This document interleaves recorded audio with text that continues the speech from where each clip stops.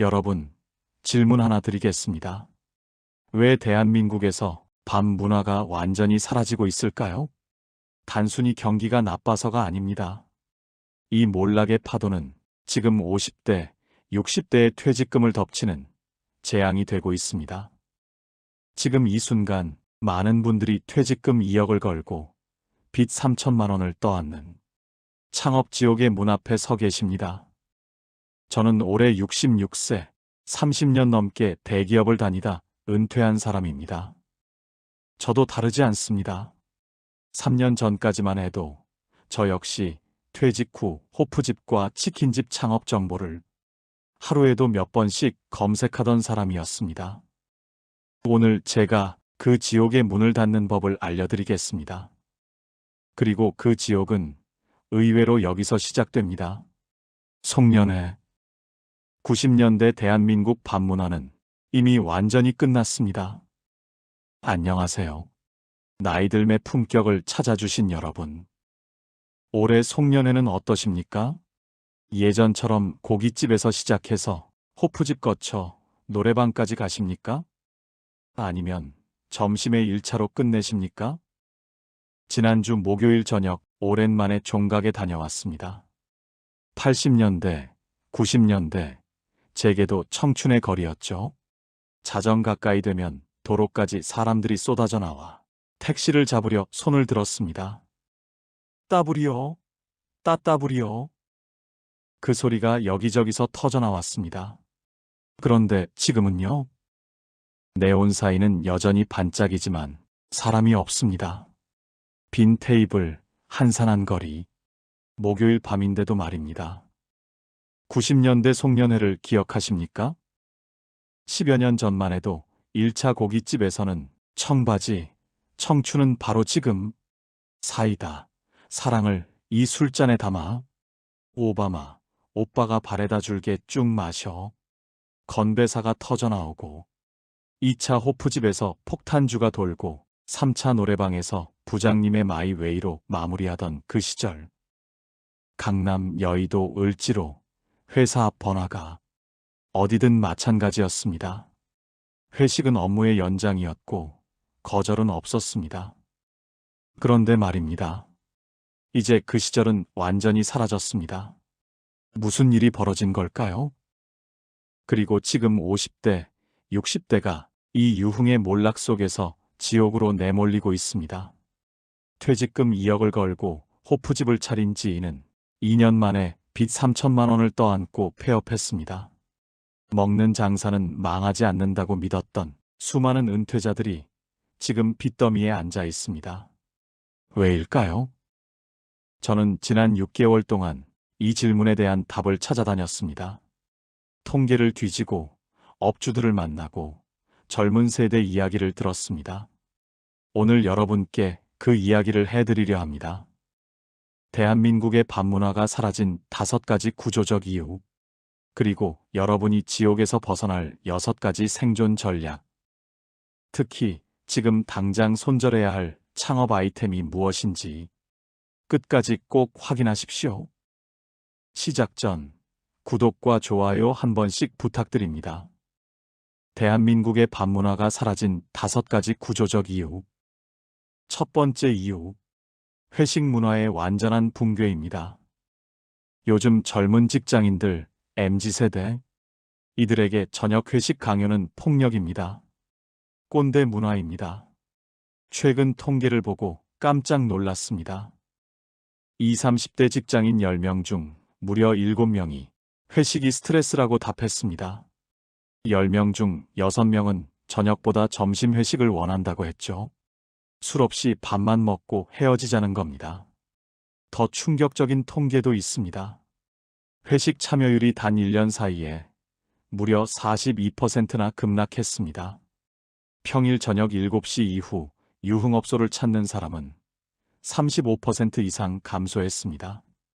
서울 여의도의 한 중견기업에서는 이런 일이 있었답니다. 입사 3년차 직원이 송년회 날짜에 개인 일정이 있어 못 간다고 했습니다. 차장급 직원이 그 사원을 불러 꾸중을 했죠. 회식인데 왜 안 오느냐? 그런데 젊은 직원들 반응이 어땠을까요? 미리 잡힌 일정 때문에 못 간다는 건데 그걸로 야단을 치는 게 이해가 안 간다. 세대 단절입니다.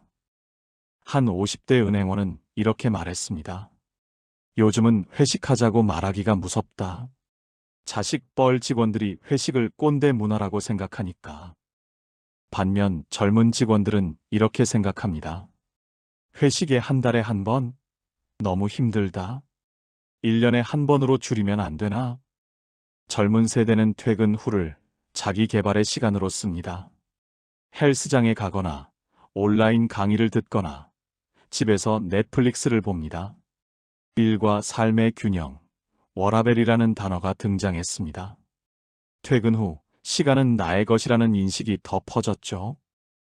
서울 종로구에서 10년 넘게 노래방을 운영했다는 67세 사장님. 요즘 폐업을 고민 중이랍니다. 최근엔 미투 열풍을 인식한 탓인지 더 피하는 느낌이다. 업계에선 1990년대 말 외환위기 때보다 훨씬 심각한 상황으로 받아들이고 있다. 다른 노래방 주인은 이렇게 말했습니다. 회식 후 뒤풀이를 주도하던 직장 상사들조차 조기 귀가 대열에 합류하면서 손님이 더 줄었다. 결과가 뭡니까? 작년 한 해 서울에서만 호프집 1,300곳 이상이 간판을 내렸습니다. 노래방은 더 심각합니다. 10년 전 전국 28,000개에 달하던 노래방이 지금은 15,000개 수준으로 줄었습니다. 거의 절반이 사라진 겁니다. 회식이라는 강력한 강제성이 사라지니 밤거리를 배회할 이유가 없어진 겁니다. 두 번째 이유, 무섭게 치솟은 물가와 대출 부담입니다. 여러분, 최근에 밖에서 맥주 한 잔 드셔보셨습니까? 생맥주 한 잔에 7,000원입니다. 소주 한 병에 6,000원 하는 시대입니다. 안주 하나 가격이 3만원, 5만원 훌쩍 넘어갑니다. 지난달에 친구들과 호프집에 갔습니다. 3명이서 생맥주 몇 잔하고 안주 2개 시켰는데 계산서를 보고 깜짝 놀랐습니다. 돈 10만원이 넘더군요. 월급은 제자리인데 물가는 미친 듯이 오르니 사람들이 가장 먼저 줄이는 게 바로 유흥비입니다. 경제학 용어로 수요의 가격 탄력성이 높은 산업이라고 합니다. 가격이 10% 오르면 수요는 20% 이상 줄어드는 겁니다. 쌀이나 휴지는 가격이 올라도 어쩔 수 없이 삽니다. 하지만 술과 노래방은 즉시 끊어버릴 수 있는 사치제입니다. 2024년 외식업 전체가 5% 줄어들 때 유흥업은 무려 9% 이상 폭락했습니다. 유흥비는 가장 먼저, 가장 빠르게 삭감되는 항목입니다. 우리도 마찬가지 아닙니까? 예전에는 친구 만나면 야, 지갑 집어넣어. 내가 낼게 하며 호기롭게 카드를 긁었습니다. 그런데 이제는 은근히 눈치가 보입니다. 연금으로 생활하는데 한 번 나가면 10만원, 20만원씩 나가니 부담이 됩니다. 젊은 친구들은 더 합니다. 술값 있으면 차라리 주식을 사거나 저축을 하겠다며 철저하게 가성비를 따집니다. 7,000원짜리 맥주 한 잔, 그 돈으로 주식 한 주 더 사는 게 낫다는 겁니다. 여기에 한국 경제의 핵폭탄인 가계부채 문제까지 터졌습니다. 한국 가계부채는 GDP 대비 세계 최고 수준입니다. 전세대출, 주택담보대출, 신용대출, 대출이자 부담이 폭발한 겁니다. 매달 수십만 원, 많게는 수백만 원씩 이자를 내야 하는 가계가 유흥비를 쓸 여력이 어디 있겠습니까? 유흥비는 더 이상 스트레스 해소가 아닙니다. 죄책감을 주는 낭비가 됐습니다. 2024년 하반기 통계가 충격적입니다. 유흥업 방문 빈도가 무려 45%나 급감했습니다. 한두 번 덜 가는 수준이 아닙니다. 아예 끊어버린 사람들이 대거 늘었다는 뜻입니다. 주류 회사 실적을 보면 더 명확합니다. 하이트 진로의 소주 부문 영업이익은 15% 급감했습니다. 롯데칠성 주류 부문 매출도 7% 이상 줄었죠. 소주는 불황의 마지막 보루라고 불렸습니다. 경기가 나빠지면 비싼 양주 대신 소주를 찾는다는 통념이 있었죠. 그런데 지금은 소주마저 흔들리고 있습니다. 소주 한 병이 6,000원인 시대입니다. 술이 가성비 안주가 아니라 사치품이 된 겁니다. 세 번째 이유, 코로나입니다. 2020년 2월, 그때를 기억하십니까? 모든 것이 갑자기 정지했습니다. 사회적 거리두기가 시작되면서 대한민국의 밤은 얼어붙었습니다. 술집과 노래방은 밤 9시 폐점이 강제됐습니다. 어떤 날은 아예 영업을 할 수 없었죠. 금방 끝날 거야. 업주들은 그렇게 믿었습니다. 하지만 거리두기는 2년 반 동안 지속됐습니다. 그 시간 동안 수많은 가게가 무너졌습니다. 정부 지원금으로 버텨보려 했지만 턱없이 부족했습니다. 매출은 거의 없는데 임대료와 인건비는 계속 나갔습니다. 2020년부터 2022년 사이 전국에서 무려 8만 개 이상의 유흥업소가 폐업했습니다. 한 호프집 사장님 이야기를 들었습니다. 강남에서 15년간 호프집을 운영하던 분이었습니다. 코로나 전에는 하루 매출이 150만 원에서 200만 원 정도 나왔답니다. 그런데 거리두기가 시작되고 나서는 하루 매출이 20만 원, 30만 원으로 떨어졌답니다. 임대료만 월 600만 원이었습니다. 정부 지원금은 한 달에 100만 원 정도. 턱없이 부족했습니다. 결국 대출을 받아 버텼습니다. 1년, 2년 빚이 쌓여갔습니다. 2022년 여름 결국 폐업했습니다. 남은 빚이 5천만 원이었답니다. 폐업한 사업주들의 현실은 비참했습니다. 평균 부채 6,300만 원 이상, 평균 연체액 673만 원을 안고 가게를 나왔습니다. 그중 60%는 다시 문을 열지 못했습니다. 2023년 봄, 마스크가 벗겨졌습니다. 거리두기도 해제됐죠. 업주들은 희망을 품었습니다. 이제 예전으로 돌아갈 거야. 처음 몇 달은 반짝 회복하는 듯 보였습니다. 보복 소비라는 말도 나왔죠. 하지만 곧 현실을 마주해야 했습니다. 사람들은 예전처럼 돌아오지 않았습니다. 2년 반 동안 집에서 넷플릭스 보고 배달 음식 시키고 혼자 시간 보내는 것에 익숙해진 겁니다. 야간 외출 습관 자체가 사라졌습니다. 유럽과 미국은 2023년부터 야간 경제가 뚜렷하게 회복했습니다. 하지만 한국은 OECD 국가 중 최하위권입니다. 2019년 대비 2024년 야간 유동 인구가 무려 30% 이상 줄었습니다. 유흥업소 방문 빈도는 절반으로 감소했죠. 코로나는 일시적으로 수요를 멈춘 게 아니었습니다. 수요 자체를 영구적으로 파괴했습니다. 네 번째 이유, 라이프 스타일의 근본적 변화입니다.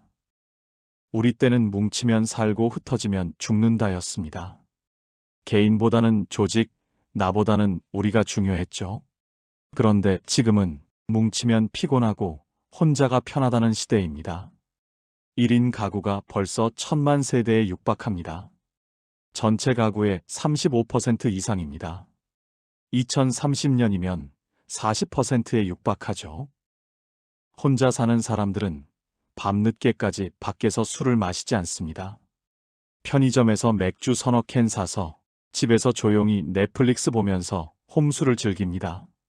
젊은 세대가 원하는 건 개인화되고 특별한 경험입니다. 보드게임 카페, 방탈출, 캠핑, 페스티벌, 콘서트, 인스타그램에 올릴 사진, 친구들에게 자랑할 스토리. 이게 중요합니다. 반면 호프집과 노래방은 어떻습니까? 똑같은 공간, 똑같은 메뉴, 똑같은 경험만 제공합니다. 차별화된 가치가 없는 겁니다. 10년 전 인테리어, 낡은 메뉴판, 변함없는 서비스 방식. 술을 마시더라도 선택이 다릅니다. 시끄러운 호프집 대신 조용한 와인이나 위스키바, 대형 술집이나 체인점 대신 콘셉트이 뚜렷한 소규모 술집. 소주잔 돌리기 대신 감성적인 칵테일이나 하이볼. 여럿이 모여 소주잔을 돌리는 문화는 이제 90년대의 유물이 되었습니다. 다섯 번째 이유. 인구 구조의 변화입니다. 전국 228개 시군구 중 절반 이상이 소멸 위험 지역입니다. 단순한 인구 감소가 아닙니다. 지역 상권의 완전한 해체를 의미하죠.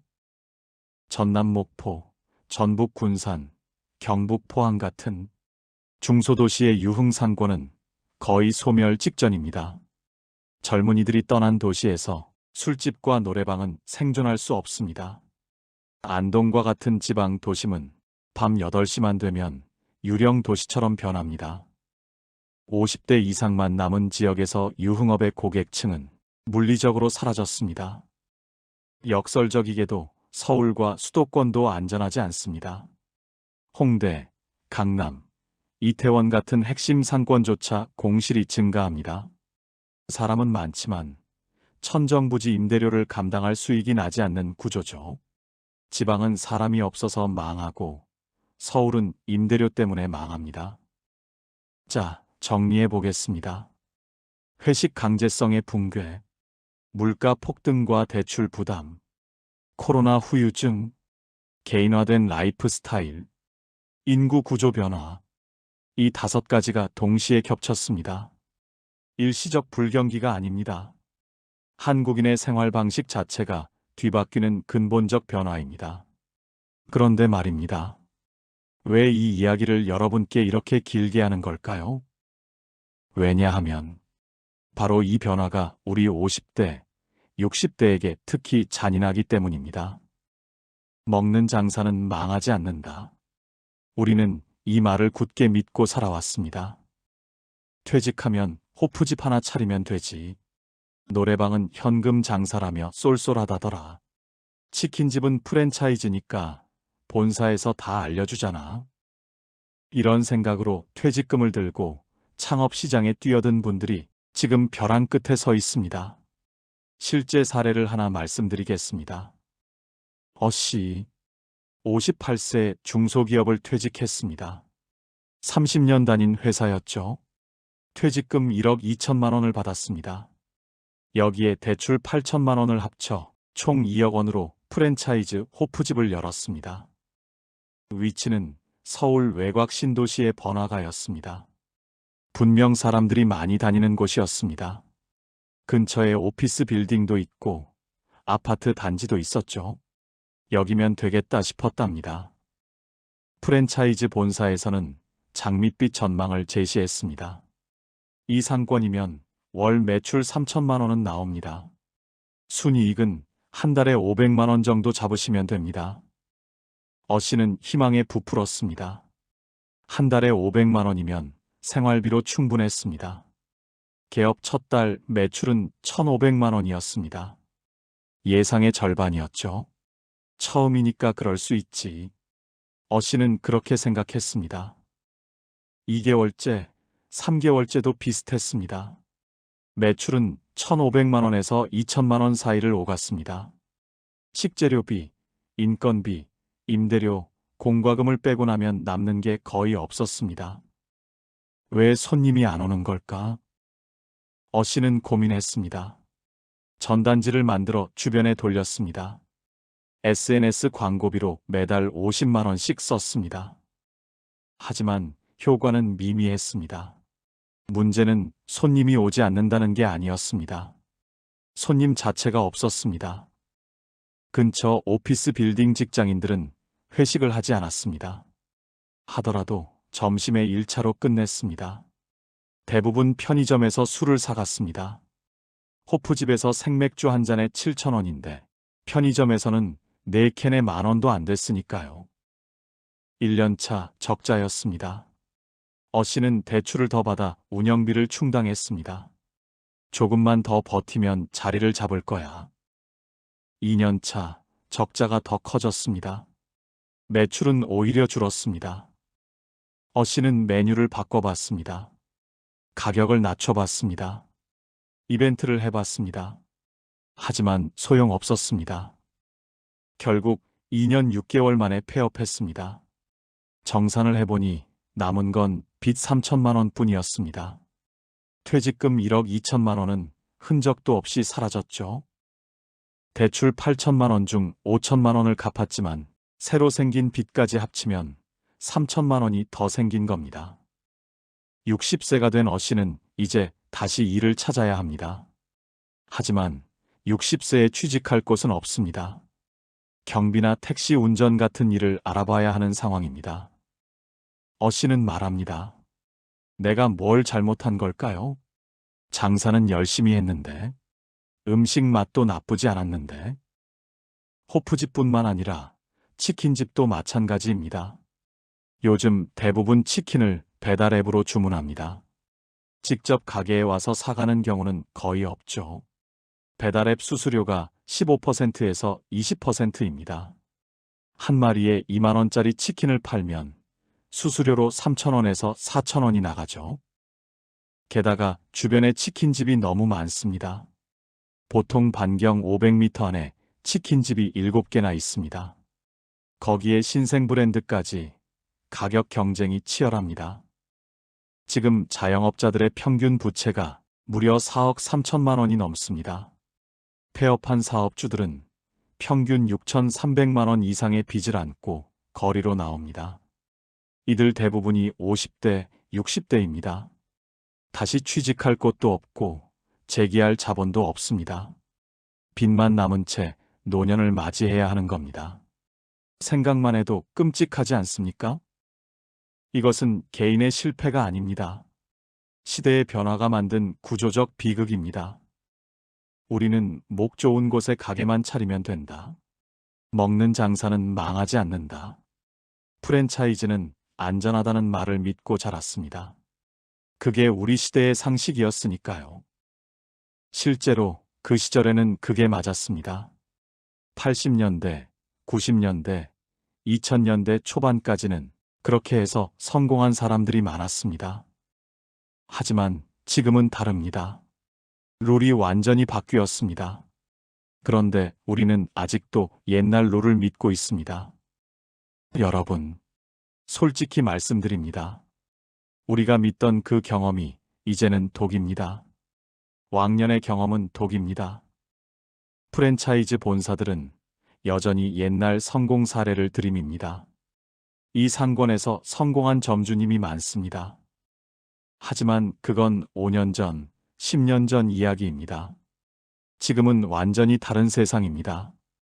그렇다면 우리는 어떻게 해야 할까요? 인생 후반전을 준비하는 우리 세대는 이 거대한 변화의 파도 앞에서 어떻게 살아남아야 할까요? 지금부터 밤문화가 사라진 대한민국, 지옥으로 몰리는 5, 60대 6가지 생존 전략을 공개하겠습니다. 첫째, 과거의 성공 방식을 과감히 버려야 합니다. 옛날엔 목 좋은 곳에 호프집 차리면 대박 났어. 노래방은 현금 장사라며 쏠쏠하지. 프랜차이즈는 본부에서 하라는 대로 하면 되잖아. 먹는 장사는 망하지 않아. 이 말들은 이제 호랑이 담배 피던 시절 이야기가 됐습니다.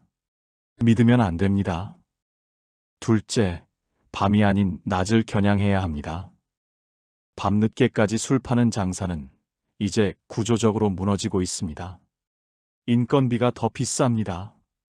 야간 인력을 구하기도 어렵습니다. 임대료 부담은 더 커지고 손님은 줄어듭니다. 차라리 낮에 장사하는 것을 생각해야 합니다. 브런치, 점심 특화, 낮술 같은 것들 말입니다. 차라리 젊은 층보다 낮 시간을 즐기는 5, 60대 은퇴자들, 우리 동년배들을 겨냥하는 게 나을 수 있습니다. 밤 10시, 11시까지 가게를 열 필요가 없습니다. 저녁 7시, 8시에 문을 닫아도 되는 장사를 생각해야 합니다. 셋째, 단체가 아닌 개인을 겨냥해야 합니다. 여럿이 모여야만 장사가 되는 구조는 이제 위험합니다. 회식 수요는 사라졌습니다. 단체 손님은 오지 않습니다. 혼자서도 부담 없이 이용할 수 있는 소규모 개인화된 서비스를 고민해야 합니다. 1인분 메뉴, 혼자 오기 편한 분위기, 개인 맞춤 서비스 같은 것들이죠. 넷째, 몸을 심하게 갈아넣지 않는 일이어야 합니다. 60대, 70대까지 일해야 하는 시대입니다. 새벽부터 밤늦게까지 주방에서 땀 흘리는 일, 무거운 것을 나르는 일, 하루 종일 서 있어야 하는 일, 우리 몸이 버티지 못합니다. 앉아서 할 수 있는 일, 두뇌를 쓰는 일, 경험을 활용하는 일을 생각해야 합니다. 우리에게는 30년, 40년의 직장 경험이 있습니다. 그 경험과 네트워크를 활용할 수 있는 일이 있습니다. 다섯째, 작게 시작해야 합니다. 퇴직금 전부를 한 번에 걸지 마세요. 절반만, 아니 3분의 1만 투자하세요. 실패해도 재기할 여력을 남겨두어야 합니다. 그리고 무엇보다 흐름에 맞서지 말고 적응해야 합니다. 젊은 세대가 회식을 싫어한다고 혀를 차는 게 아닙니다. 그들이 왜 개인 시간을 중시하는지, 왜 가성비를 따지는지 이해하려 노력해야 합니다. 그래야 그들의 지갑을 열 수 있는 아이디어가 나옵니다. 구체적인 업종을 나열하는 건 의미가 없습니다. 시장은 계속 변하니까요. 지금 잘 되는 업종이 3년 후에도 잘 된다는 보장이 없습니다. 중요한 건 방향입니다. 어떤 구조를 피해야 하고 어떤 구조를 선택해야 하는지 아는 겁니다. 밤 장사는 피하고 낮 장사를 생각해야 합니다. 단체 고객을 기대하지 말고 개인 고객을 생각해야 합니다. 높은 초기 투자가 필요한 업종은 피하고 작게 시작할 수 있는 일을 찾아야 합니다. 몸을 갈아 넣는 일은 피하고 경험과 지혜를 파는 일을 생각해야 합니다. 무엇보다 중요한 건 세상이 바뀌었다는 것을 인정하는 겁니다. 우리가 알던 세상은 사라졌습니다. 새로운 세상이 왔습니다. 그 새로운 세상에서 살아남으려면 새로운 방식으로 생각해야 합니다. 여러분, 화려한 밤거리가 어두워지는 것을 보며 씁쓸함을 느끼시는 분들도 계실 겁니다. 저도 그렇습니다. 솔직히 말씀드리면 가끔은 그때가 그립습니다. 친구들과 어깨동무하고 밤새 노래 부르던 그 시절 말입니다. 부장님의 마이 웨이를 들으면서 탬버린을 흔들던 그때, 3차까지 가서 새벽 1, 2시에 택시를 타고 집에 들어가던 그때, 그때는 힘들었지만 지금 생각해보면 나름 의미가 있었습니다. 항상 어둠이 깊어지면 새로운 새벽이 오는 법이죠. 비록 과거에 흥청망청하던 밤 문화는 사라졌지만 그 대신 무언가가 자리 잡고 있습니다. 가족과 함께 저녁을 보내는 시간, 나만의 취미를 즐기는 시간, 건강을 챙기는 시간. 예전에는 밤늦게까지 회식하느라 가족들 얼굴 보기 힘들었습니다. 아이들이 언제 크는지도 몰랐죠. 아내와 대화할 시간도 없었습니다. 집에 들어가면 새벽 1시, 2시. 아이들은 이미 자고 있었고 아내도 잠들어 있었습니다. 지금은 어떻습니까?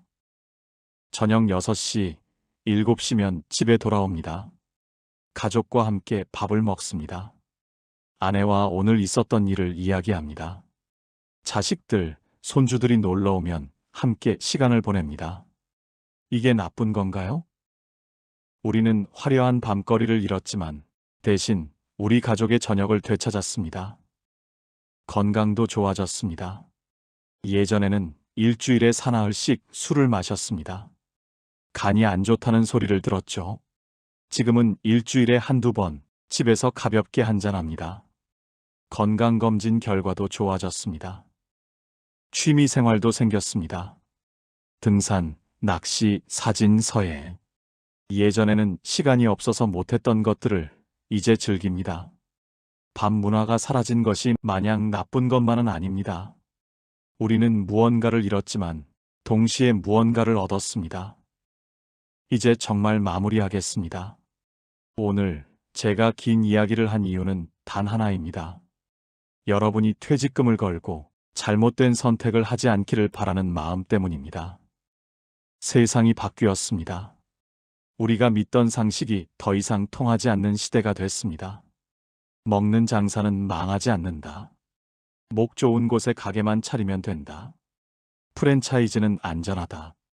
이런 말들을 믿지 마세요. 하지만 그렇다고 절망할 필요는 없습니다. 변화를 이해하고 방향을 바꾸고 유연하게 적응하면 됩니다. 과거의 방식을 고집하지 않고 새로운 시대에 맞는 새로운 방식을 배우면 됩니다. 우리에게는 아직 20년, 30년이 넘는 시간이 남아 있습니다. 그 시간을 어떻게 설계하느냐가 중요합니다. 과거의 방식을 고집하다가 빚더미에 앉을 것인가? 아니면 새로운 방식을 배워서 안정적인 노후를 보낼 것인가? 선택은 여러분의 몫입니다. 여러분의 이야기를 나눠주세요. 혹시 치킨집, 호프집 등 가게 장사를 생각 중이시거나 이미 운영하고 계신 분들, 댓글로 당신의 솔직한 심정과 생각을 남겨주십시오. 같은 고민을 하는 분들이 많습니다. 여러분의 경험과 생각이 이 채널을 찾는 많은 분들께 큰 도움이 될 겁니다. 12월입니다. 송년회 시즌입니다. 하지만 예전 같지 않죠. 어쩌면 그게 더 나을 수도 있습니다. 차가운 겨울밤, 가족들과 따뜻하게 지내시길 바랍니다. 오늘 이야기 마치겠습니다. 여러분의 노후가 품격 있고 따뜻하기를 진심으로 응원합니다. 더 도움되는 영상으로 다시 찾아오겠습니다. 이상으로 나이들매 품격이었습니다. 황금빛으로 물들어가는 여러분들의 건강하고 행복한 인생 이막을 응원합니다. 끝까지 시청해 주셔서 감사합니다.